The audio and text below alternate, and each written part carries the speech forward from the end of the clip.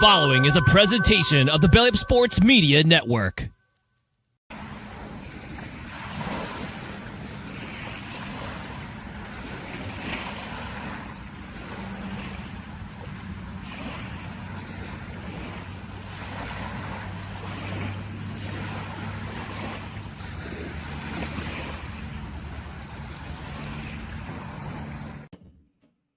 Welcome aboard, ladies and gentlemen, to a twosome, I guess. Yes. There's two of us here today. For those watching on YouTube and the Time to BS podcast YouTube page, my brain just farted. Anyway, welcome, ladies and gentlemen. I just did an hour-long BS sessions. It was awesome. It was great. This is the second show I'm doing tonight. I want to go to bed, but I can't because I have obligations to do this. All right. Well, hey, you could have talked to me. You could have talked to me. It's fine. Jeez. You are the Batman to my Robin. I appreciate that. Anyway, welcome to the Department of BS from the beaches of lovely Long Island, New York. My name is Dan Cruz, and this is Seahawks Sessions from the capital region of Albany, New York. And pardon, no credentials required. That is Dustin Henry over there, and we are minus Kevin. We are.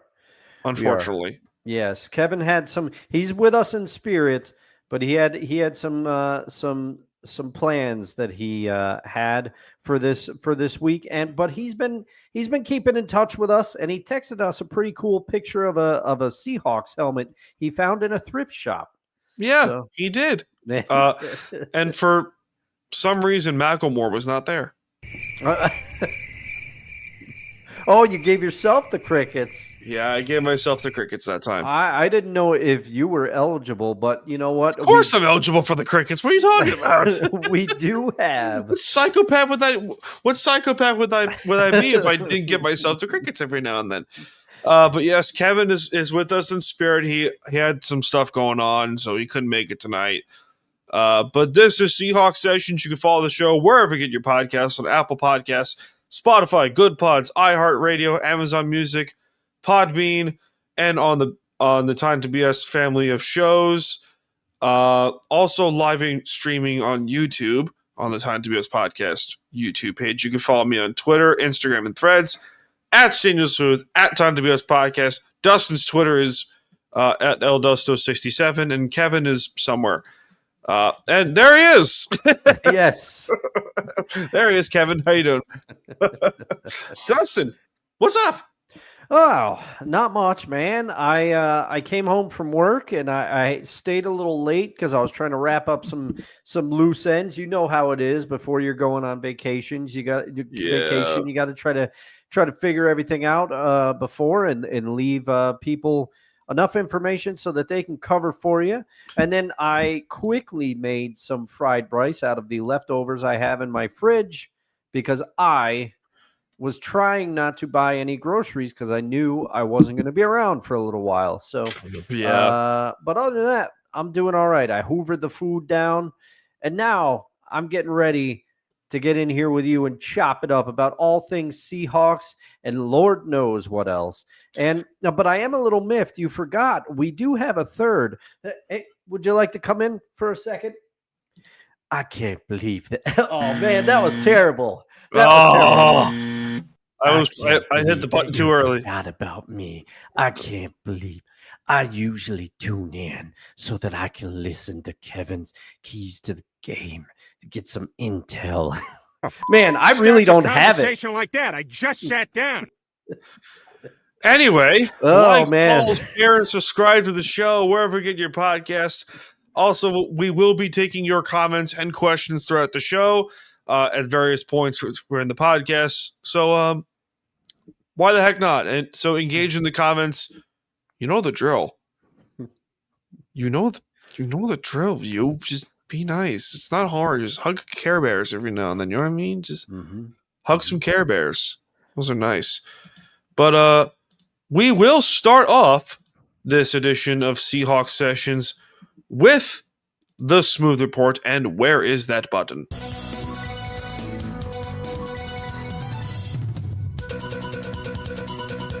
This is the Smooth Report, our weekly news segment here on Time to BS. And on Seahawks Sessions, we begin in the city of Cleveland, where the Browns have benched Super Bowl champion Joe Flacco for rookie third-round pick Dylan Gabriel, and not Shadur Sanders, who, by the way, is not happy, in case you're wondering, because media circus, that is Cleveland. Anyway, Giants star wide receiver and second-year player from LSU, Malik Neighbors, has suffered an unfortunate torn ACL, courtesy of the MetLife Stadium turf demon. By the way, that turf demon has taken a lot more players than you think. It's also, true. Tyreek Hill has suffered significant knee damages to his knee while running away from... I'm just kidding. No, he's going to be okay. He was, for some reason, smiling on his way to the ambulance. But I forgot a fun fact of the day. What's that? Winds on Neptune can blow faster than 1,200 miles per hour. This was the Smooth Report.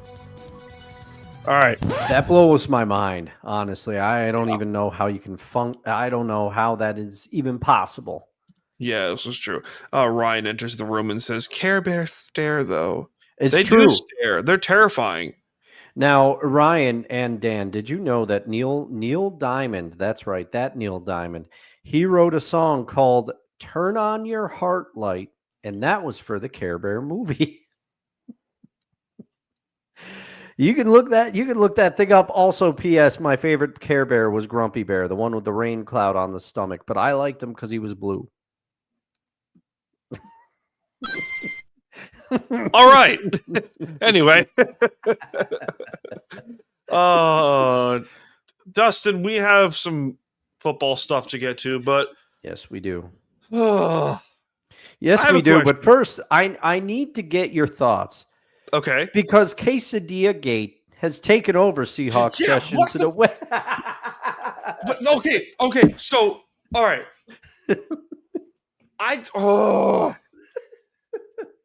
I made a chicken quesadilla the other day just to annoy Kevin. I heard that.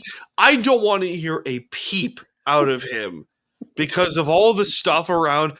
Yeah, Chili's, quesadillas, or at Chili's. And I'm like, you're in Texas, for starters. That doesn't make a drop of dang sense. I got to wonder if Kevin is eating at a Chili's or has eaten at a Chili's when he's in Wyoming. He says he's listening from Wyoming tonight. Yeah, does Wyoming have good barbecue? I don't know. You would think, because Wyoming has like elk, cattle, some like various things up there in Wyoming. Mm-hmm. What is there to do in Wyoming, by the way, besides football and I don't know, horses? I don't know if you're from Wyoming or enlighten us if you're listening. Reach out to the show. Yeah. Reach out to us and do stuff. But we have a question here, Dustin. Mm-hmm. Are the Rams frauds? Okay, so I have been one of the biggest Rams defenders. Okay, I have, and you have been very vocal about your belief that they are frauds. And I have long lived by the mantra. For God's sakes, Ryan. Kevin wishes he may. Kevin wishes he might. And Kevin feels God in his Chili's tonight. Well done. Well done, Ryan. He also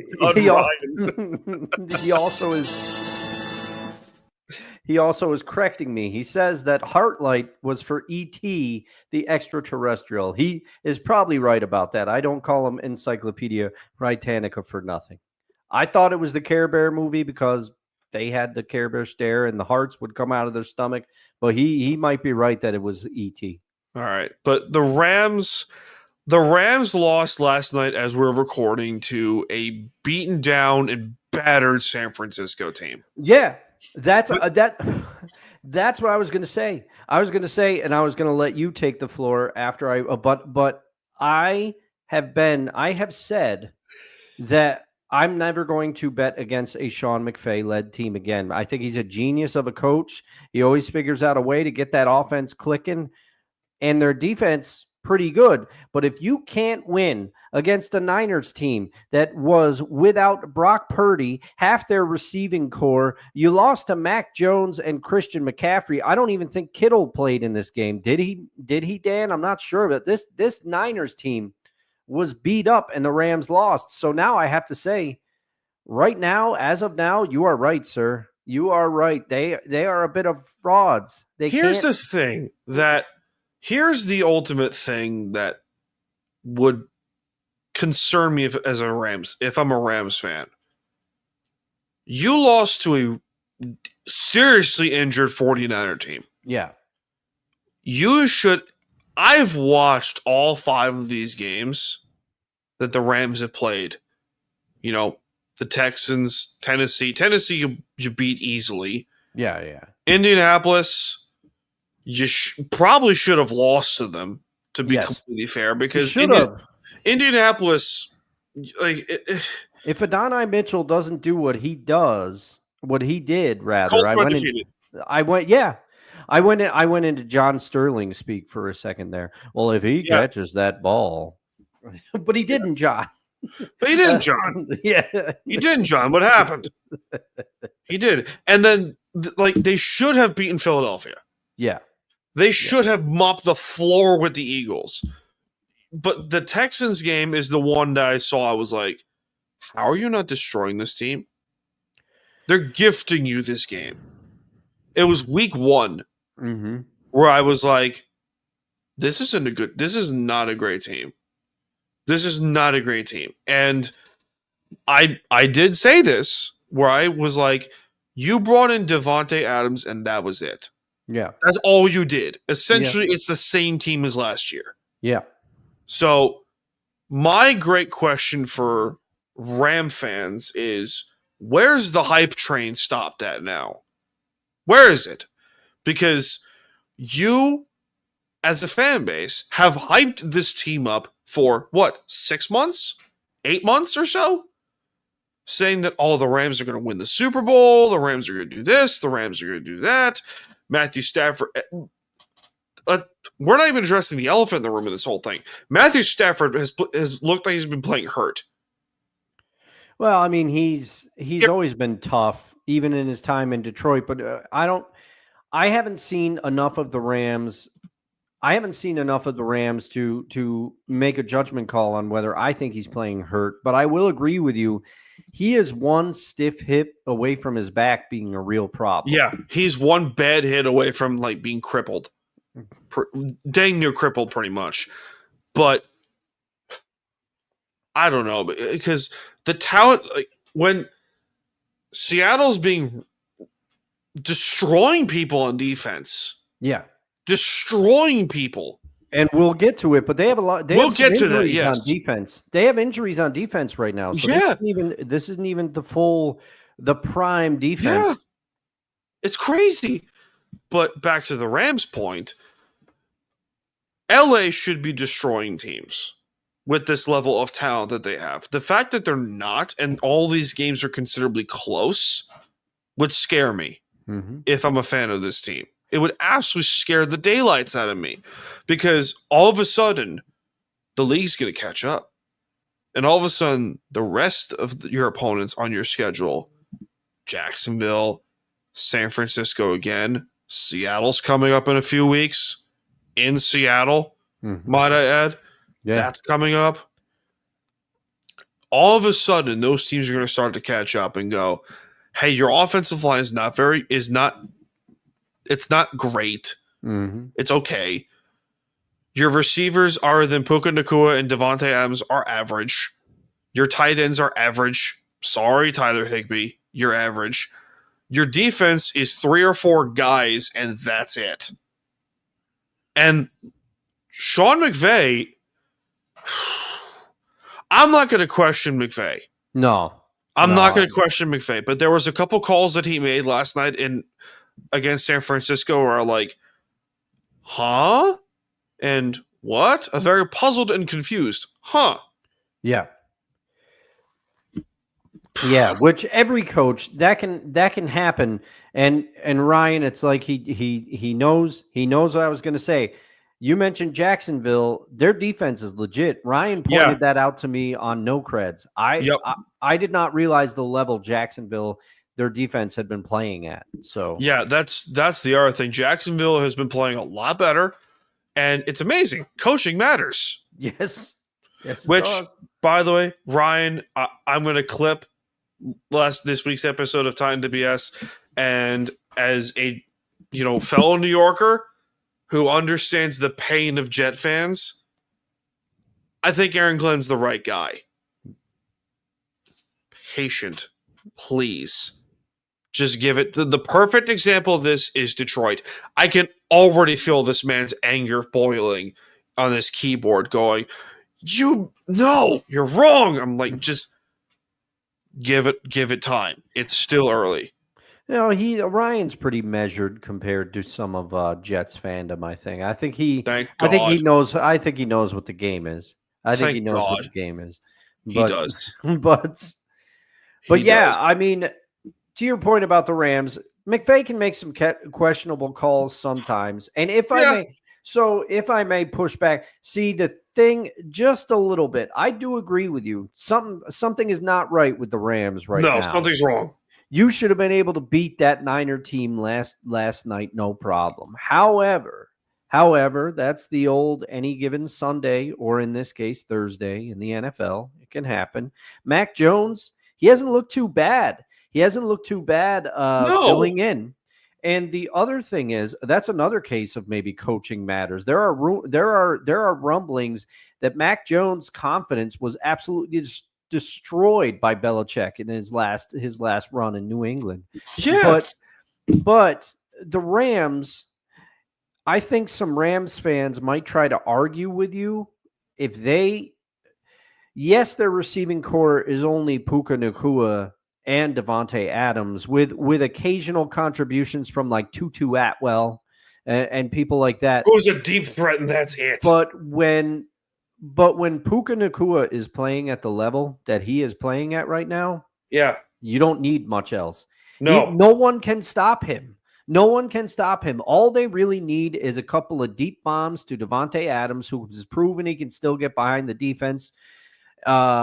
Figure out creative ways to line Puka Nacua up, hand the ball off to Kyren, and that should be enough offense for the Rams. However, I don't think that game plan is going to work against. But to counter your argument, why haven't they been able to do that? Is the great question here. Why haven't they been able to just blow the doors off of teams? Philadelphia was shooting themselves in the foot 2 weeks ago. Yeah, against the Rams, you should have destroyed them by 40 points. And see, in their own building, their own freaking building. This is where the argument is: winning changes everything. Winning changes the perception because I think you could say much of the same about the Eagles as you are saying about the Rams right now. Their losses on defense in the beginning of the year, their defense looked bad. They seem to have righted the ship a little bit, but their offense is out of sync right now. Yeah, Saquon Barkley, by his standards, is off to start the year. You got A.J. Brown sending out cryptic tweets. He's barely involved. Devontae Smith isn't involved as much. But yet, here's the thing. They're finding ways to beat teams. They're finding ways to win. Yeah. So now the narrative with the Eagles is once they really get it going, watch out, because they don't even have it going and they're 4-0. So it's crazy. This is but I agree with you. You are more right about the Rams than I have been so far, and it'll be interesting to see how the rest of the season plays out. They should have beat that Niners team no problem last night. On the shoulder. That Niners team is a walking wounded right now, and it frustrates me that they have the record that they do, because the Seahawks should have beat them week 1. That game. Oh God, you're telling me this now? Yeah. I know. Oh my God. San Francisco's the other one, because the Cardinals are who they are. Yes. Which is they're inconsistent. Yes. They're above average. Yeah. But they're mostly inconsistent. Their defense is going to have to carry them, and it's not quite good enough to carry them. And with James Conner gone, they got to rely on Kyler too much, and that's going to bite you every time. San Francisco is defensively Nick Bosa's out for the year. Yeah. It's Fred Warner. Yeah. And who else? Yeah. I mean, That's it. It's Fred Warner and who else? Offensively, Ricky Parasol's out for a while. George Kittle's out for another, couple weeks? I think so. If that. Christian McCaffrey has not looked like himself. Yeah. And then Brock Purdy's Brock Purdy's hurt. Ayuk is still out. Yeah, Ayuk's still out. Brock Purdy's out. But Mac Jones is – I'm seriously beginning to question if, Brock Purdy – I'm treading in dangerous waters here with the Brock Purdy thing because Kyle Shanahan made Mac Jones look like Brock Purdy. It's almost like, I don't know. Brock Purdy is a system quarterback, but we're not allowed to say that because Brock Purdy's a dang good quarterback and blah, blah, blah. But no, it's like, you watch the way he plays and you go, why was he selected as the last pick overall? What happened? Mm-hmm. It's like he's a system quarterback. It's like, I don't know. Brian Hoyer succeeded in the system twice with Houston and Cleveland. Kyle Shanahan made Johnny Manziel look competent somewhat. Kyle Shanahan made Matt Ryan into a league MVP. Yeah. Okay. Yeah. Now I think Matt Ryan is a little bit more than a system quarterback. Matt Ryan's a Hall of Famer. Sure. Yeah. Whatever. Yeah. He had bad example. But for your argument, if you want to play that argument, though, you could say, because look what happened to Matt Ryan when he left and went to the Colts. That was not good. He got benched. He got benched. But here's the thing. I mean, that's an older version of Matt Ryan. Matt Ryan's skills were starting to erode by then. But yeah, your argument about Brian Hoyer and some of these guys, Shanahan's an offensive mind. He's a great coach. Where he struggles is in big games and with clock management. That's Kyle Shanahan's. Do you remember Nick Mullins? Yes, Nick from Mullins Minnesota and San Francisco. Had a Thursday night beatdown of the Raiders one year. Yeah. And I was like, who is this kid? And that's when I knew, okay, this is the system talking here. Mm-hmm. Because, we get it. Coaching matters. We understand that point. Yeah. But after a while, you have to look at the players that you have and you go, maybe it's the system after all. Yeah. Sometimes it is. I mean. Case in point, Jimmy Garoppolo. Yeah. Case in point. Man. Right there.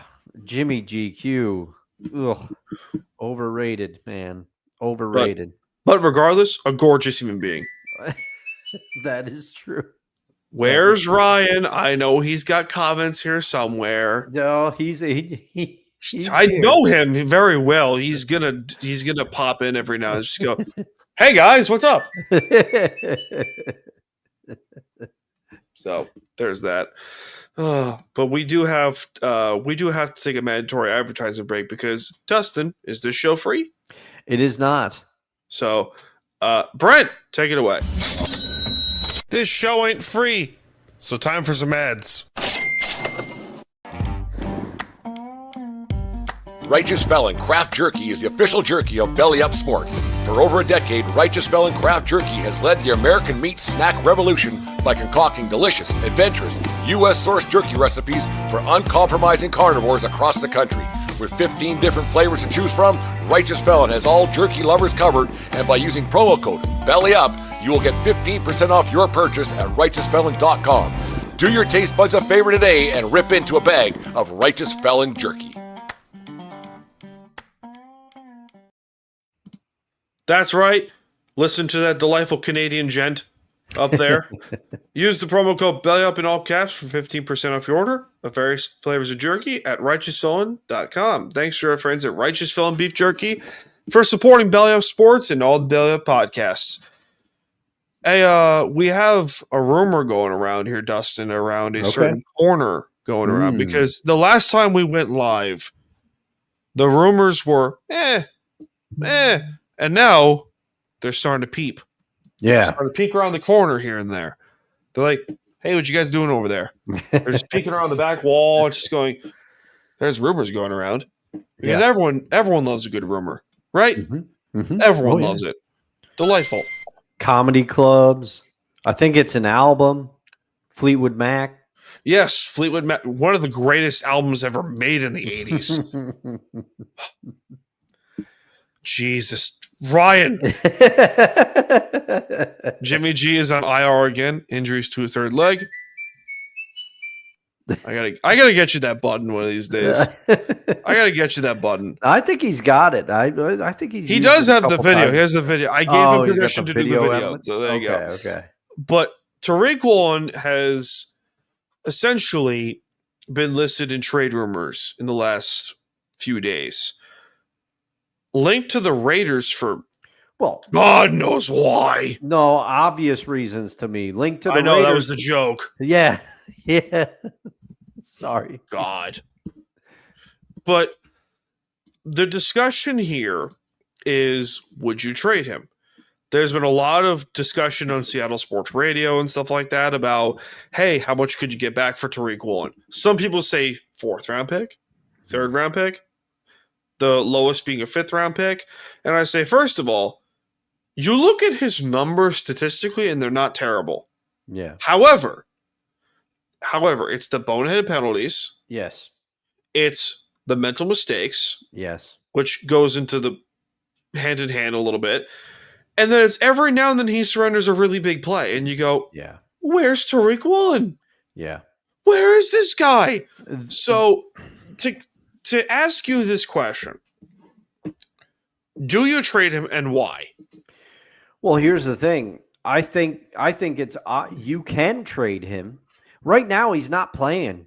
He's not playing because of the way that Josh Jobe has been playing, and also Kendrick. Yeah, Kendrick has played himself into more time. And Mike McDonald, you sent it in our Seahawks group chat. Mike McDonald was flat out asked, has Kendrick earned the opportunity to play in the nickel? And he said, short answer, yes. So then you put Kendrick in the nickel, and then you got Spoon outside, and you got Jobe on the other side. There's no...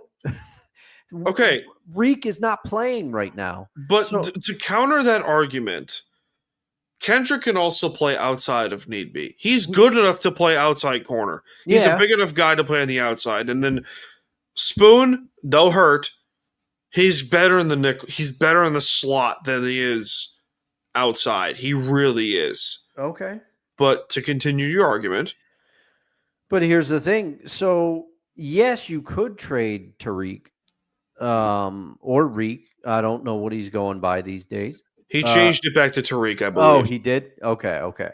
So watch that be the reason why he's been playing so bad. That'd be the funniest thing in the world. It's like Jordan 45 and then 23 was reborn because Nick the guy that played for the Magic, I can't remember his name, but Nick, he said something. He said something and it lit a fire back under Jordan. But anyway, I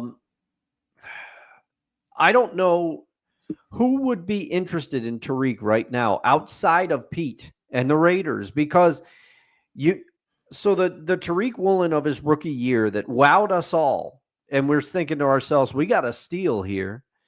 That Tariq hasn't been around in a little while now. Nope. And this version of Tariq, one, he's not making the field now because other people have beat him out. And two, when he does make the field, all I think about is that Niners play where he went for the ball way too early and Ricky Pearsall got right behind him. And that was game. That ended up being the difference in the game. And so with that tape, it's going to have to be somebody that believes that they can fix Reek, or it's going to have to be somebody that believes in his college tape and his tape from his rookie year and says that, okay, this is the guy. I don't know. I'm thinking you might get a 4th or 5th round pick for him, but you're not going to get his value is kind of cratered. So I guess I'm not, in my opinion. So this is my amateur behind talking. I say you let him play a little bit more. Say, okay, it's not going to happen, but say the Seahawks jump out to an early lead on the Bucks and a big one. Put Tariq in so that teams have tape, and maybe he makes a big play, and then his value 3 goes up a little interceptions bit. in a game. Yeah, but you got It'd be funny. But you gotta. I mean, to me, his value is low right now, so you're not going to get. But you may as well play him and see if he can fix this, and see if he has anything left. I'm torn. Yeah, I'm really torn because his value is cratered. You're right. Yeah. But the other thing is that their corner depth in Seattle, outside of Josh Jobe, Devin Witherspoon, Jerry Kendrick, Nehemiah Pritchett, yeah, it's not good. Yeah, that is true. It is thin. So you're better on keeping him, seeing how Woolen does, God forbid, an injury, practice, seeing how he does to improve. Because remember, coaching matters. Mm-hmm. Coaching matters. Straight up, coaching matters. And Mike McDonald is saying, hey, why don't you go work on yourself for a couple games? Yeah. And we'll resume this discussion in 2 weeks. Around where they play Jacksonville next. So after Tampa, I believe. I think so. And then Houston. Yeah, because they have both the AFC to the South schedule and NFC on there. To the schedule. If ESPN would load, please, that'd be great. This is some okay. We can't use real time research because that's a no creds trademark. We got to come up with our own. This is some Seahawks Sessions sleuthing. Dan's figuring the stuff out here. Good try. This is triple S. They're in Jacksonville next week. Yeah. Yeah, that'll actually be a fun game. I'm curious to see how that game is going to go, dude. And that's part of the reason my friends are trying to get me to stay in Virginia an extra day. I will be driving back Saturday simply because I do not want to miss another Sunday of football. Okay, nope. When you do 2 shows about football, you kind of got to watch the football. Yeah, right, babe. Anyway, I have a. One of my favorite things to watch is eventually just scroll through Twitter here and there, just see what can catch my eye. Did you see the Raider fans that are destroying Pete right now? No, I haven't seen. Oh, good God. It is beautiful. Which brings me to this thing. It must feel so nice to have some validation under Pete Carroll critics and stuff like that. From the back here and there. It's not like I've been saying this for a good 10 years. Oh my God. Yeah, I've been saying this crap for like almost 10 years now. Yeah. That Pete Carroll does not adjust. He doesn't. And for the you-know-whats that say all these things like Pete Carroll's a great coach. Pete Carroll's a great coach. Just need to give him a chance. Yeah, we gave him a chance. 14 years of a chance. Mm-hmm. And what did you do? You had Hall of Famers galore in Seattle. Well, technically not galore, but you had a majority of your time in Seattle, you had multiple Hall of Famers. Bobby Wagner, Richard Sherman, Cam Chancellor, Earl Thomas, Russell Wilson. Say what you want. Yeah, Marshawn Lynch. Okay, maybe less, but like it. Marshawn's a Hall of Famer, but he's going to get in late. But like it's 4 of those guys on defense were in the Hall are going into the Hall of Fame. Yeah, that cannot be disputed. You had 4 Hall of Famers on defense alone. Defense is your MO. How is it that in the last 7 years of your tenure as Seahawks head coach, your defenses got consistently worse and worse and worse? How is that? How is that, Pete? How is that, Dustin? Why is that? I don't know. Maybe because you don't freaking adjust. Well, it's because I will say this. As much as you have been a much more vocal critic of Pete Carroll than I have, I also have a hard time criticizing Pete. I'll couch it because he brought me some of my greatest Seahawk memories as someone who has been watching the team regularly since about 1998. Pete Carroll brought me some of the best memories I have of watching Seahawk football. So I'm not denying that. I'm not denying that at all. Yes, it is hard for me to divorce myself from that personally. I'll never forget what my mom said to me. She goes to me, I called her before the Super Bowl. I've told variations of stories on other podcasts of this story, but I called her before the Super Bowl and I said, "Mom, I'm nervous. I feel like I'm going to take a test or something." And I said, I have a bad feeling that Pete's going to do something. He's going to blow this. She kind of said to me, she said, "Isn't he the only," and my mom didn't watch football. She didn't know anything about it, but she supported me because I like the Seahawks. She knew how much I loved them. And so it mattered to her. And the first thing she said to me, she said, "I'm going to tell you, I watched an interview with Peyton Manning. He and the Broncos look nervous. I think it's going to be all right." And then she said, "Isn't Pete Carroll the one that made them good? Weren't they not that good before he got there?" And I said, "Mom, with the exception of a few years of the Mike Holmgren era, you're right. But I will say where you have been right, you are 100% right that Pete Carroll had 4 Hall of Famers, future Hall of Famers on defense. His system, he has faith in his system to the degree that he always feels, okay, we are not going to have our best corner shadow the best receiver for the entire game. Sherman will play in the same spot." That works when you have Richard Sherman.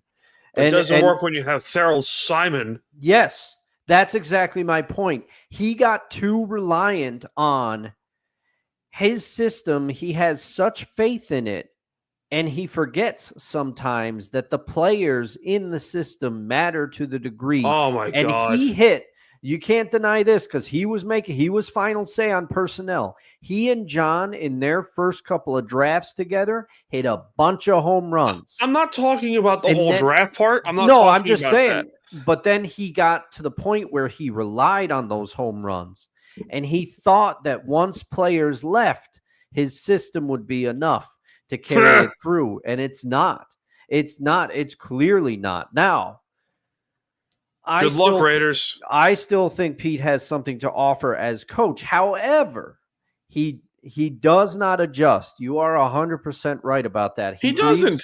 He believes strongly in his system, and he always thinks that it's going to turn out okay.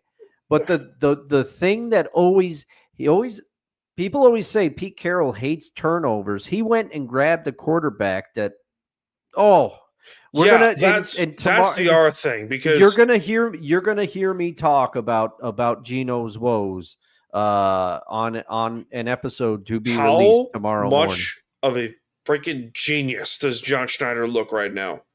He looks like a good genius right now. Because pretty good. Wasn't there a certain Jackson Bevins that said this was the worst free agency period the Seahawks have ever had? He did under John that. Schneider. I got to get that guy back on here one of these days and just laugh in his face hysterically. I'm never going to do that because Jackson, he is. He looks like he could take me on, but let's be honest here. I'm going to laugh in his face. Feel like, Jackson, you look wrong here, bud. Yeah, but all of us. I mean, I set up the story with Ryan on No Creds the other night. I said I got to go back in time. Kevin, Dan, and I did an episode of Seahawks Sessions where we debated whether they were going to full rebuild. We were in shock. And now we even look ridiculous even having that episode. I don't think I could not have predicted that things would work out the way they've been working out. I'm thrilled that I was dead wrong. Validation once again. But I feel bad for Raider fans because they deserve so much. They deserve so much good in this world. They've been through so much crap. I feel. There you go. For both there sides. You go. Kevin perfectly summarized it. If Pete Carroll adjusts it, Geno Smith will be throwing 6 interceptions in a week. You are absolutely correct. Yeah, you're absolutely correct. He's got 3 interceptions in back-to-back games, and I believe as of 4 games, I believe he had 8 interceptions. Yeah. By the way, this is the same guy who wanted $40 or $50 million a year. Yeah. To Geno Smith. I kid you freaking not. Oh, I know. Kid you not. And the thing is too, and I mean, You deserve. God's sakes, Ryan. How does Pete not like turnovers? They're delicious and come in wide variety of flavors: sweet, savory, fruity, meat-filled. They're delicious. But I will say, good, well played, sir. No problem. I will say though, I feel bad for both sides in this. My Uncle Matt's a Raiders fan. My Uncle Matt, he grew up in the 70s when the Raiders were good. You know, the late 60s, early 70s when the Raiders were good and everything. All my uncles. My one uncle's a Chiefs fan. My other uncle's a Washington Commanders fan. And my Uncle Matt's a Raiders fan. When were all those teams really good? The 70s. So Daryl LaMonica. Daryl. But the thing is, Raiders fans have been through a lot, for sure. But I also feel bad because I thought that Pete was at least going to bring them a level of play that was better than what they've had the last few years. I really thought the AFC West would be one of the most competitive divisions in football. And so far, the Chiefs, Broncos, and Chargers are proving that that's the case. But the Raiders, they look a step behind. There's no way. But let me just say on the topic, do I think they should have drafted a running back that high? No, but calling Ashton Jeanty a bust 4 weeks into his NFL career, that's got to stop. That's got to stop. The Raiders' offensive line is rubbish, which that is another feather in your cap. Guess when they finally invested in the offensive line when Pete's gone, with the exception of Charles Cross and Abe Lucas. He was still there for Unbelievable. It's like validation. Once again. I love all of it. I feel like Voldemort right now. Validation. Yes. Once again, Mr. Potter. I do that actually. Yes, you do. You do deserve a lot of credit for that. Then the one area where I deserve a little credit is I was right about Geno and his red zone interception. That you were, my dear. That you were, my friend. That you were. So we will get to Tampa Bay versus the Seahawks in a matter of moments after this unfortunate commercial break, because yay. This show ain't free. Where is it? Be right back. This show ain't free, so time for some ads. Hey everyone, it's Ryan from No Credentials Required to talk to you about one of our newest partners at Belly Up Sports, SeatGeek. Yeah, live sports is great on television, but the feeling of being at the arena is a priceless experience. That's why our friends at SeatGeek are there to help you find the best tickets at the best prices. Not only can you get tickets to sporting events, but you can also get tickets to concerts, comedy shows, musicals, and more. Search for your desired event now at SeatGeek.com, enter promo code BellyUpSports at checkout, and you save $20 off your first purchase. SeatGeek. Life's an event. We have the tickets. There we go. Anyway, use the promo code BellyUpSports in all caps to get $20 off your first purchase at SeatGeek.com or the SeatGeek app. Thanks to our friends over at SeatGeek for sponsoring Belly Up Sports, Belly Up Media, and all Belly Up podcasts. Like that delightful voice over there. Man, scary. The sponsors on this week's show, and I have used them both. One, I'm going to be eating some Righteous Felon beef jerky when I am hiking in the mountains of Virginia this next week. I bought a bunch of it before the trip. And number two, I and Ryan both used SeatGeek to go watch some local hockey here back in the day. Oh, BS Sessions finally. Wow, thank God it synced. Oh my God! Oh man! To those Thank of you, God.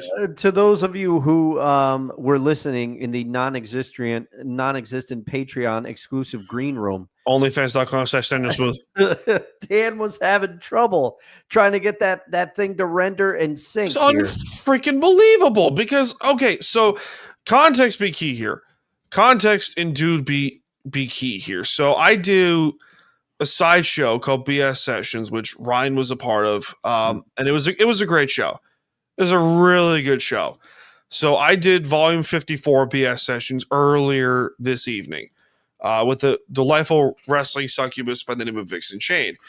She's awesome. She's awesome. Highly suggest you check it out. The video is uploading now on YouTube. The audio is available now on Apple, Spotify, wherever you get your podcasts. Mm-hmm. And I've been trying to sync the stinking video up for what feels like 3 hours. It's like, Apple, iCloud, what happened? Oh, man. Some stuff happened with iCloud a few years ago. You might want to watch that. Come again? I said some stuff happened with iCloud a few years ago. You might want to watch that. Why? No, it was a terrible joke, man. I deserve the crickets for that one. You know what? What? Not that one. Wrong sound. I clicked the wrong button.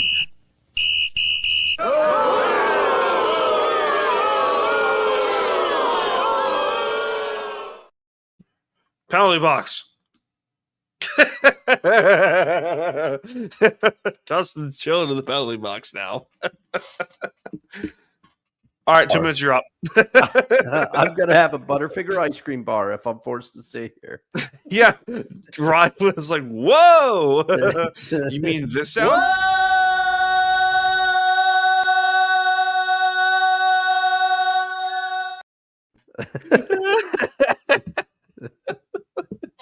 Love that sound. Oh, man. What else do I got here? Words. Words. Words. Yep. Uh-huh. Read. Read. Read. Book. Read book. Yep. Yep.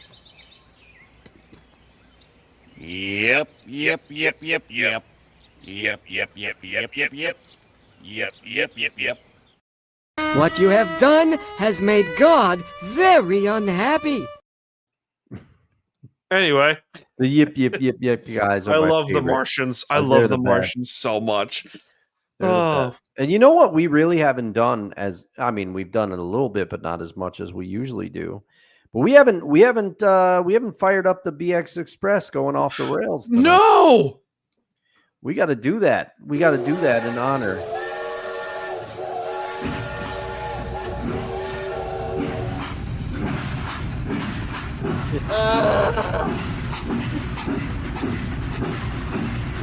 That's why I'm here, man. That's why I'm here. You're doing back-to-back podcasts. I'm just here to look.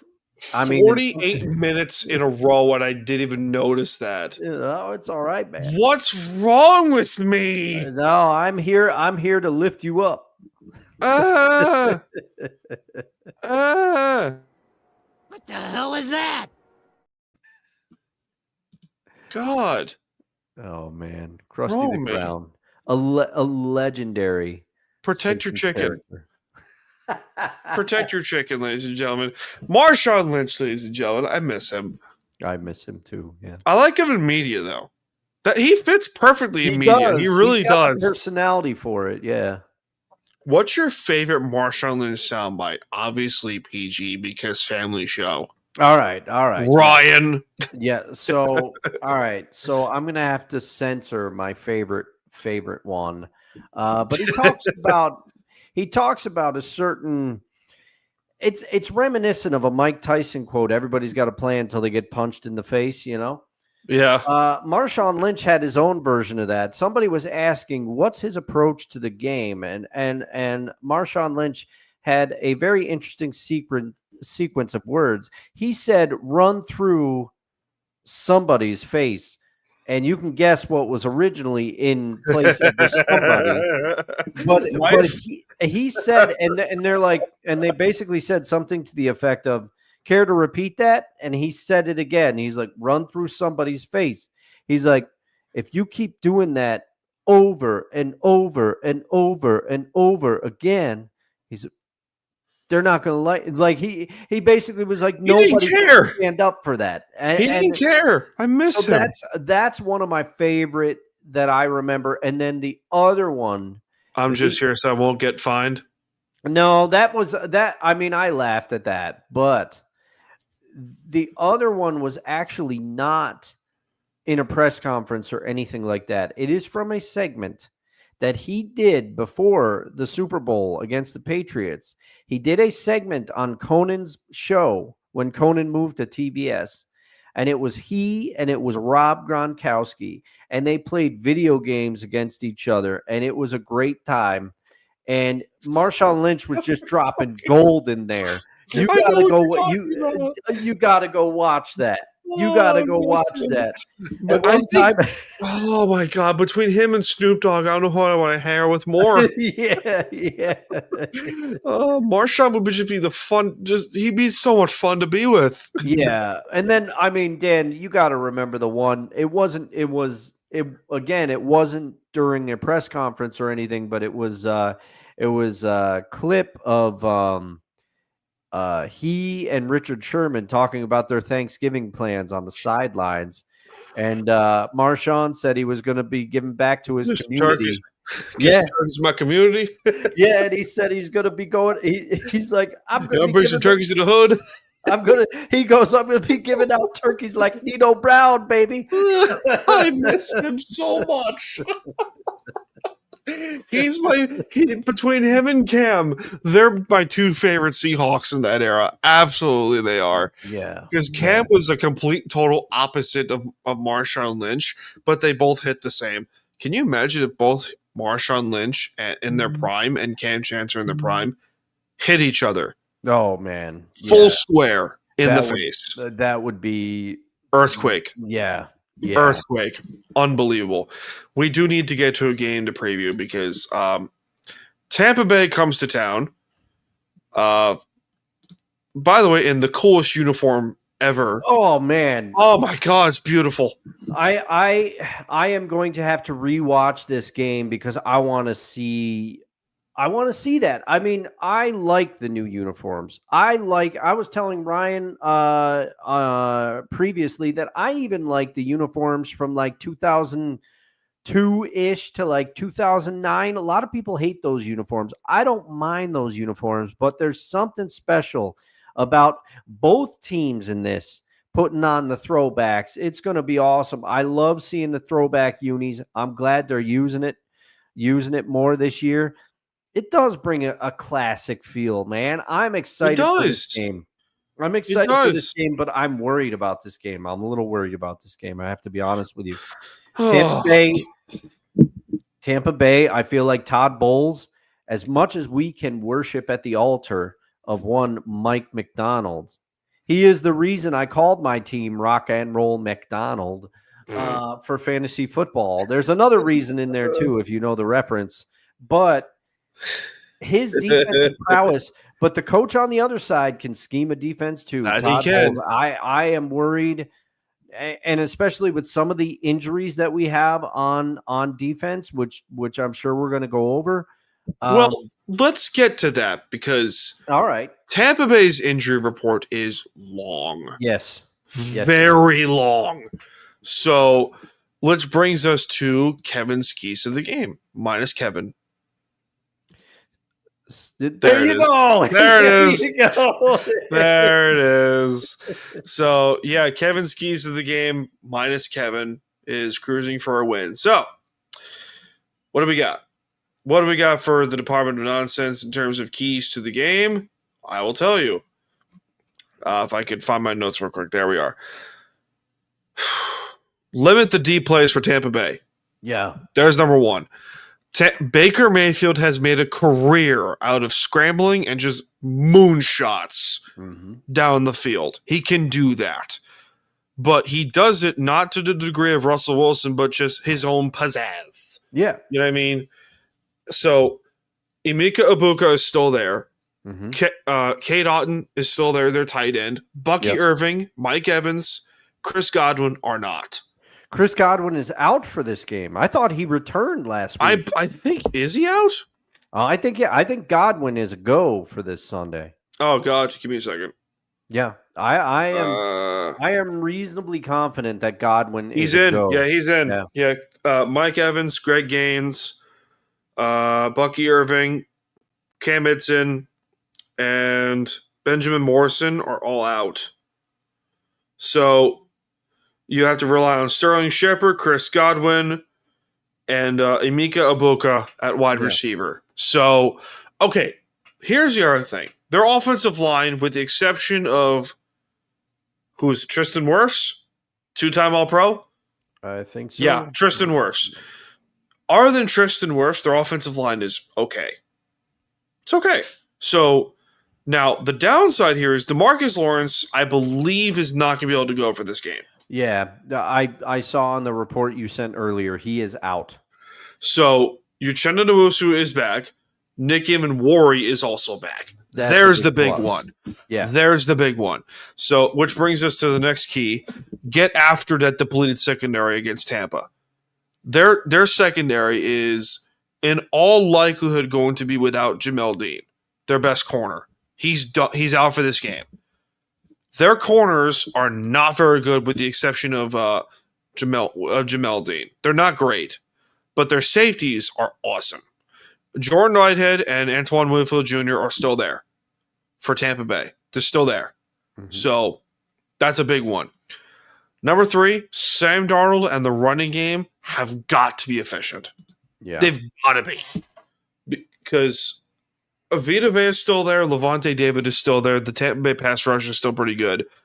But you got to wear them down. You have got to wear them down, because the big plays will then open up for Torrey Horton, Jackson Smith and Jigba, Cooper Kupp, A.J. Barner, Elijah Rowe, who had a nice game last week against the Cardinals. He did, and they were looking for him in the red zone. They were looking for tight ends in general, but they were looking for him in the red zone. Kevin, by the way, is screaming internally, like, thank God they get the tight ends involved. Yeah. Thank God. He's always talking about how many tight ends we have and they're not using them. Yeah, no kidding. And number 4 is get pressure on Baker Mayfield.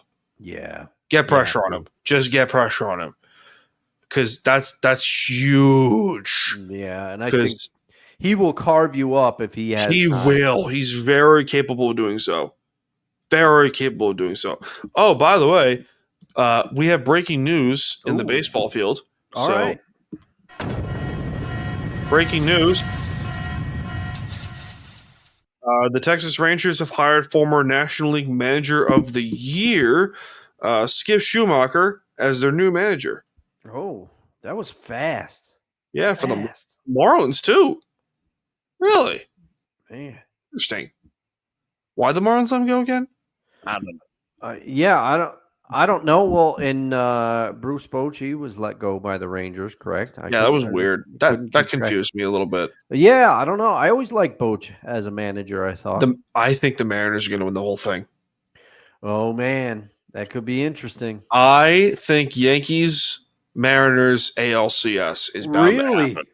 Yes. Really? Wow. Yes. Wow. I think the Yankees have the firepower to compete with the Blue Jays, and they'll get hot and the pitching for the Yankees will get hot at the right time. And then Toronto's been weirdly up and down.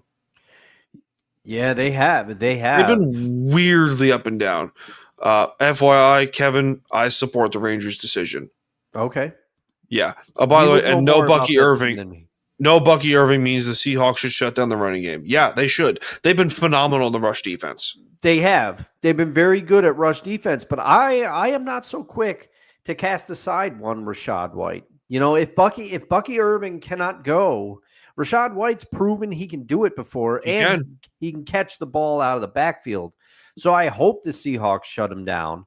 I think they'll have to. I don't know why I'm feeling so pessimistic about this game, but it's because I think I underestimated the Bucs to start the season, and I've been wrong. I've been wrong so far. They're good. They're good. They took the Eagles to the limit. I think this game will be close, and by close, I mean high-scoring close. Oh, okay. I think this will be the first time the Seahawks allow over 20 points this season. Oh. The first and probably the only time they will allow over 20 points this season, because I don't trust the Rams that much. I don't trust the 49ers that much. Maybe I trust Indianapolis to a certain point, but this will be the first time that they will allow over 20 this season. That's a bold prediction. I think Seattle wins. I think it'll be an overtime. Okay. I think the Seahawks will take it 31-28 at home against Tampa Bay. You know what? I like that. I like that score. I like that score. I think it could very well happen because I do think that I don't think that the Seahawks will be able to run the ball all over the Bucs. However, No. I do think that they'll be able to have one or two big plays via the run, which would be enough to set up the play action pass a little bit. Because Vita Vea is a wall Yeah. at nose tackle for the Bucs. He's a Yeah. bleeping wall. And I do. I mean, it depends on how the offensive line performs, which I think they're just going to continue to improve. I really think we have an offensive line that's the best we've seen in Seattle in a long time now. Thank God. Seriously, thank God. But they've got to figure out Emeka Egbuka, and Chris Godwin is more than capable of. If he is, I think he looked rusty last week.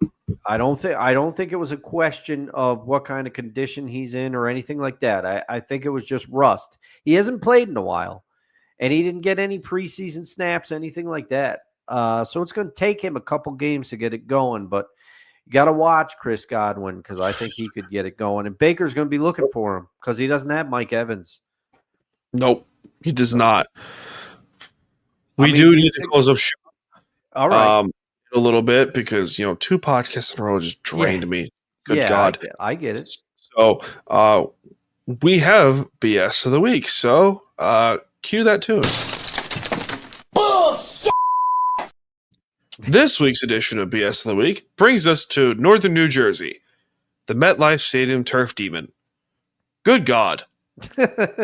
Just good God. Why haven't they rolled the grass field out yet? Well, Why? I don't have an explanation. I think I know the reason why. Concerts. But then again, explain Arizona. Well, yeah, that was okay. So we talked a little bit about this on No Creds, and Ryan made that exact same point. If you have natural grass in Arizona, what's stopping you from putting it in New Jersey? He also wrote an article about this. You can find it on Belly Up Sports. I think he put the link in our show notes for No Creds. It's a soulless killing machine, the MetLife Turf Monster. Yeah, it's a turf monster. Yeah, but it's it really is. People want to try to discount it. They want to try to say that it's something else that has caused all these injuries, but you can't argue with the numbers. I mean, it's Malik Neighbors, it's Aaron Rodgers, it's Joey Saquon Bosa, Barkley. It's Saquon Barkley. It's so many. Yeah, explain State Farm Stadium. Explain Allegiant. I forgot Allegiant is grass. Yeah, I did forget that too. Forgot that about too. And Jeez. isn't San Francisco too, right? Lumen Field is not grass, right? Lumen It's Field turf. It's like that artificial tires. What are they making the turf in MetLife Stadium out of? I don't know what they're doing because to my knowledge, Lumen Field is also turf, but they don't have the type of injuries that they have at MetLife. MetLife is crazy. Yeah, it's crazy. And we've both been there. Yeah, we have. It's not exactly like, no offense to Giants or Jet fans, but it's not exactly like the Nope. Like aesthetically, it's not like, oh my goodness, look at this thing. It's not at all. Oh, I'm tired. I'm tired, bro. I'm tired. All right, man. Let's get on with the rest. Let's get on with the game. Let's get on with the game on Sunday. So with that being said, ladies and gentlemen, my name is Dan Cruz. Dustin's coming here from the capital region of Albany, New York. I'm coming here from the beaches of lovely Long Island, New York. And we'll see you all in this life and most certainly the next one. Cheers, ladies and gentlemen. Have a good night.